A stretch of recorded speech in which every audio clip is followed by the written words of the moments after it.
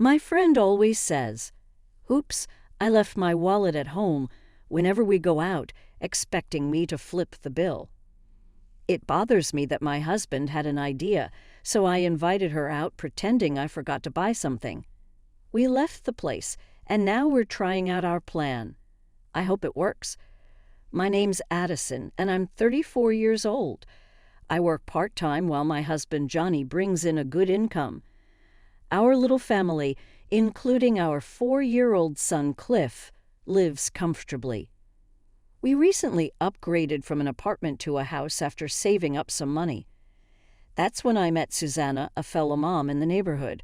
She's raising her husband's stepchild, which I found intriguing. Eager to befriend her, I soon realized that Susanna had quite the personality.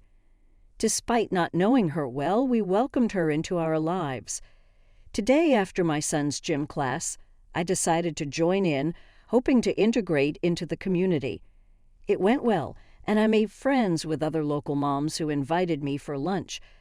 We grabbed sandwiches and coffee at a nearby cafe when suddenly Susanna appeared out of nowhere. "Addison, what a coincidence. Are you here for a tea party?" she exclaimed loudly, joining our table without hesitation. We exchanged uncertain glances but couldn't turn her away, so we ended up having lunch with Susanna. As we were finishing up lunch, we started discussing splitting the bill.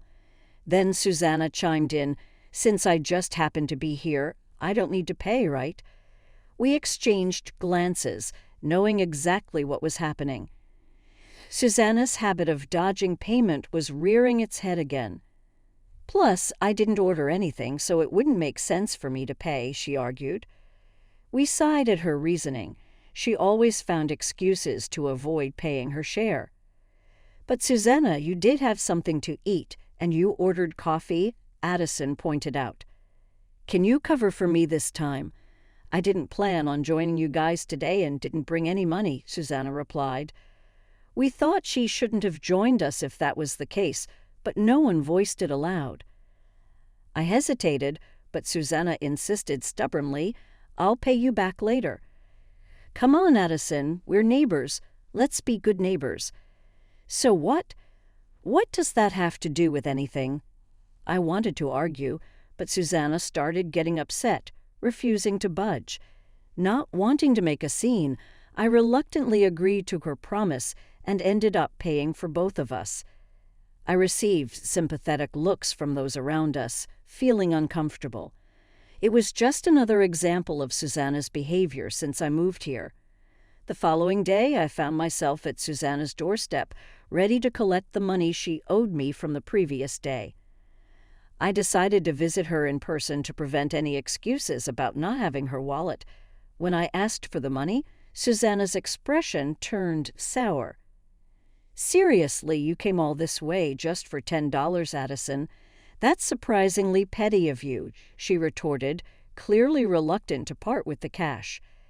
I had anticipated this reaction, knowing Susanna's track record of not repaying me on numerous occasions before. "You've said that before, but you never followed through. You currently owe me over $100. "Enough is enough," I stated firmly, feeling a hint of frustration. Susanna's frown deepened, and she glared at me like a stubborn child. However, I was determined not to back down today. Susanna's behavior was quite troublesome, whether it was hitching a ride to the station when I was heading to work or conveniently forgetting her wallet during shopping trips. Her antics seemed endless. Confronting her about it only resulted in childish sulking, with her trying to shift the blame onto me by mentioning Johnny's income con and implying I was overly frugal. It was beyond frustrating. If only she could act like a normal friend. Instead of this, on the day of our shopping trip, Susanna hopped into the car ahead of us, quipping, "Did you forget anything, like your wallet?" I responded curtly, "You should check too," before urging Johnny to start the car. With Cliff safely with my parents, we made our way to the wholesale store, where we found it jam-packed with shoppers. Despite the chaos, I kept our plan firmly in mind. However, we wouldn't have needed the plan if Susanna simply paid her own way. Wow, look at all this food. They have such a variety. Susanna exclaimed enthusiastically, piling her cart with bags. Try to keep your items separate, I suggested, but she waved it off, saying we could sort it out later. Despite my warning, my cart soon overflowed with items. I regretted grabbing a cart in the first place, only intending to pick up a few things. It seemed she had no intention of paying for herself. Oblivious to her silent frustrations, she continued browsing without checking prices. As we approached the checkout, Susanna's familiar habits reserved. Susanna fumbled through her purse, looking expectantly at us as if waiting for a prompt. When we remained silent, she couldn't hold back any longer and loudly declared, "Oops, I left my wallet at home." Johnny and I exchanged a knowing look, deciding it was time to put our plan into motion. "Oh, I forgot to grab something," Johnny chimed in as we stood in line. I went along with Johnny's plan, nodding in agreement.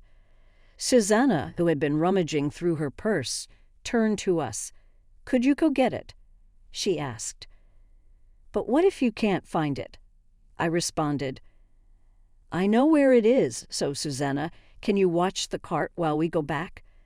I asked, pushing the cart towards her. Susanna instinctively took hold of it. "Huh," she questioned. "We'll be quick. You sure?" "You'll be okay. Remember, I don't have my wallet," I reminded her. Susanna reluctantly agreed to wait in line while we went to fetch the forgotten item. Johnny and I exchanged a subtle smile, making sure Susanna didn't notice. We then discreetly hid behind shelves and people, keeping a close watch on her. It seemed our plan was unfolding as expected.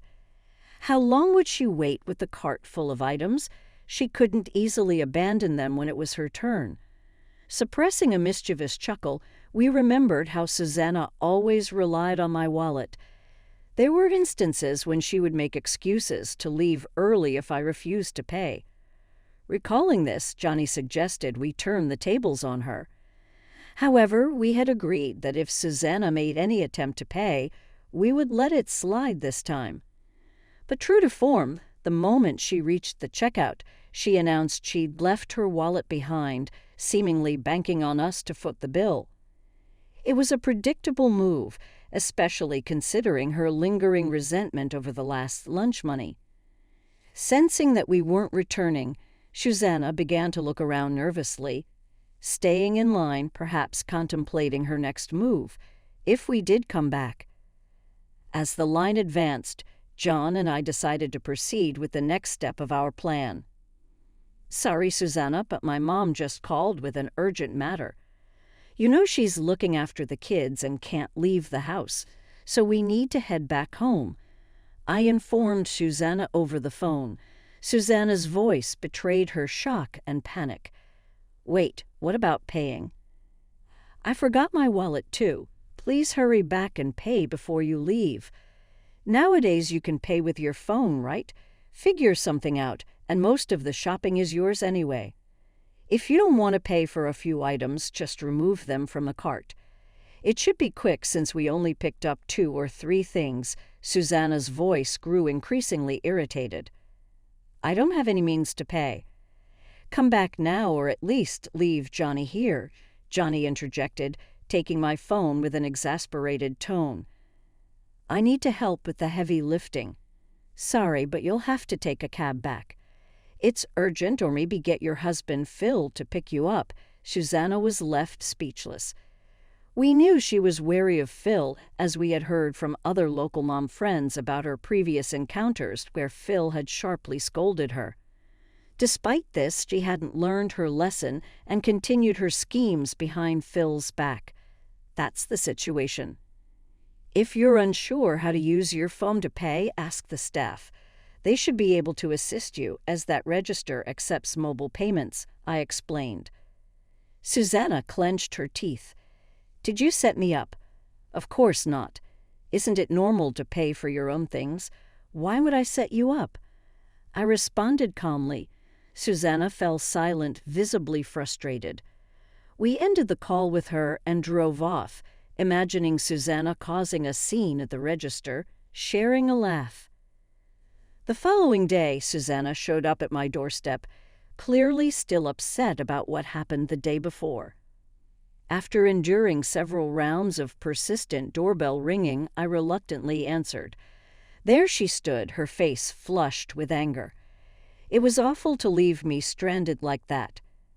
I demand compensation, she declared, her tone leaving me skeptical as she launched into a tirade about the events of the previous day. Claiming she had panicked and insisting I owed her double the amount, I couldn't help but raise an eyebrow at her demand. "Did you even pay for our items?" she questioned angrily, seemingly oblivious to the absurdity of her own words. "Why would I pay for your shopping?" I responded incredulously, causing Susanna's fury to intensify. "You only covered your own purchases." The sudden anger left her frustrated, and she insisted, "You should reimburse me for the shopping, the taxi, and the inconvenience. After all, you invited me to join you," twisting the story to suit her narrative. Frowning at her unreasonable demands, especially her attempt to shift blame onto us by portraying herself as an innocent victim. I couldn't help but feel absurd for even entertaining this conversation. Susanna's audacity left me astounded. Unfazed by my reaction, she issued a threat. "If you refuse to pay, I'll spread rumors about you to the neighbors. Think about the consequences for your fancy house. Pay up if you want to avoid that." Confronted with Susanna's unreasonable ultimatum, I realized it was time to reassess our relationship. Just then, a familiar voice broke the tension. At the sound of it, Susanna's face drained of color, and she swiftly turned around. There stood Johnny and Phil, engaged in conversation as they strolled together. "What's going on, Phil?" inquired Phil, sensing the tension in the air. "Oh, it's about yesterday," Johnny began, shooting Susanna a meaningful glance. When I mentioned that, he trailed off, leaving Phil curious. Johnny proceeded to recount the events of their trip to the wholesale store with Susanna and how they had to leave abruptly due to an unforeseen circumstance. "Unfortunately, we didn't manage to buy anything in the end," Johnny concluded, sharing a chuckle with Phil. "That's too bad," Phil remarked with a sympathetic smile, unaware of the tension that had transpired. Turning to Susanna, Phil questioned her. "What's your side of the story?" Suddenly stripped of her previous assertiveness, Susanna stumbled over her words, attempting to formulate a response. Sensing her discomfort, I decided to fill in on Susanna's demands from earlier, noting how deeply hurt she had seemed.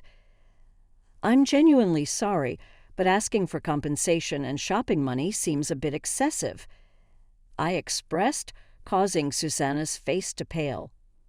"What do you mean?" Susanna protested, her voice tinged with desperation. "That's not how it is.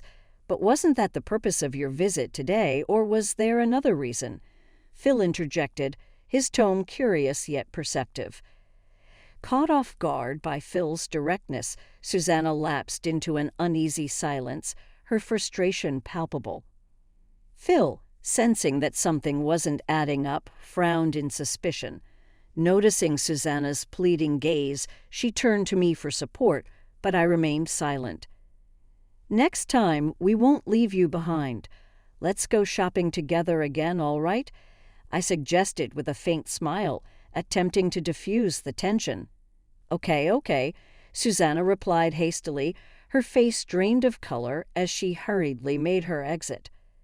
Later, Phil confronted Susanna once more. This wasn't the first time such an incident had occurred, and his frustration was entirely justified. He had personally looked into Susanna's actions after receiving multiple complaints from other local moms, which only fueled his anger. Confronting Susanna about her exploitation of others, he discovered her misuse of household funds on luxury items, which had led to discussions of divorce. Desperate to salvage their marriage, Susanna pleaded with Phil, but he felt betrayed and ultimately decided to kick her out for the sake of their child.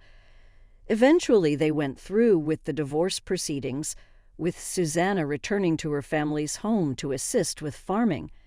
With the troublesome influence of Susanna gone, the neighborhood regained its peace.